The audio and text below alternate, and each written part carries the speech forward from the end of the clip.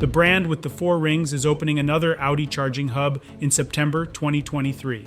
Following Nuremberg, Zurich, Berlin, and Salzburg, the charging station in Munich's Obersendling district will be the 5th for the brand. The new Audi charging hub in Zielstattstrasse offers 4 quick charging points that can be booked in advance and offer up to 320 kilowatts of charging power. Electric car drivers of all makes will also benefit from Audi's partnership with the provider and charge in the future. Drivers who actively share customer feedback as part of special challenges at all Audi charging hubs will receive so-called free kilometers. Users of the Audi charging hub can rate the charging station's user-friendliness, cleanliness, and overall impression. The goal is to provide the best possible charging experience and to implement improvements quickly.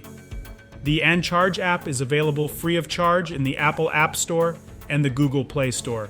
It allows users to rate all charging stations throughout Germany, regardless of the provider.